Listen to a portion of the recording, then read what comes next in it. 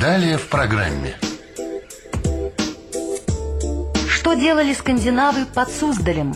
Головоломка для археологов.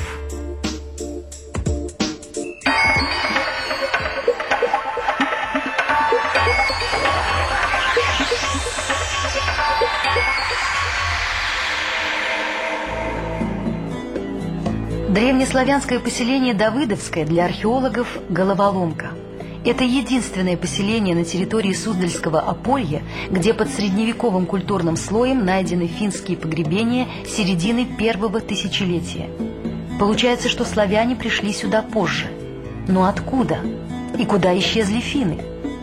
Обнаруженная здесь керамика балтийского типа и особые находки дают основания для любопытных гипотез. Этот неказистый предмет, смятая проволока с 3 железными стерженьками на нее надетыми, самая, пожалуй, неожиданная и интересная находка этого сезона. Это скандинавский амулет, языческий амулет, предмет X века, который показывает, что среди того населения, которое концентрировалось на этих сельских поселениях, были и выходцы из Скандинавии. Эти вещи не продавались, так сказать, не были объектом торговли, они могли передаваться только вот с, так сказать, выходцами из вот той среды, где значение этих амулетов было понятно, где эти амулеты использовались как религиозные символы. Вот, так что были здесь и отдельные скандинавы. И я думаю, что, скорее всего, они оставались здесь, они впитывались, они становились, так сказать, уже теряли свою изначальную этничность, становились древнерусскими людьми, вот, которые говорили уже на древнерусском языке, вот, и в общем, постепенно забывали свое происхождение. Археологи не дают возможность проследить судьбы конкретных людей. Там кто-то, наверное, действительно мог уйти в Византию. Мы знаем о том, что Ярослав после того, как он, так сказать, поставил под контроль ключевые древнерусские города, вот, он, так сказать, предлагал византийскому императору скандинавов, которые стали ему не нужны, как их ранее предлагал его отец Владимир. Вот, но все-таки вот эта вещь показывает скорее, что шли какие-то процессы, ну что ли, интеграции. И, так сказать, вот этот амулет все-таки он несколько отличается по некоторым деталям оформления этого кольца от классических скандинавских вещей. Скорее, это вещь, которая изготовлена на месте человеком, который уже, ну, так сказать, не может вот в полной мере копировать вот, да, те образцы, которые были у него на родине. Как отличить помойку от жилища? Вопрос для археолога не праздный. Масса битой керамики, костей животных и камней указывает на мусорную яму. Инструменты и продуктовые запасы помогают определить характер хозяйственных построек. Остатки печи, индивидуальные вещи и куски раздавленной посуды – признак жилища. Но иногда трудно сказать, что, например, означает просто ровная засыпанная глиной площадка. И ответ складывается медленно, как кувшин по отдельным кусочкам. Глина, которую вы здесь видите, она появляется на глубине от 30 до 40-50 сантиметров.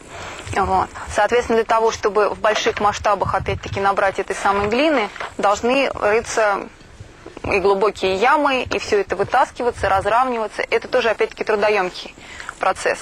Вот для чего именно выравнивалась площадка, мы пока можем только предполагать.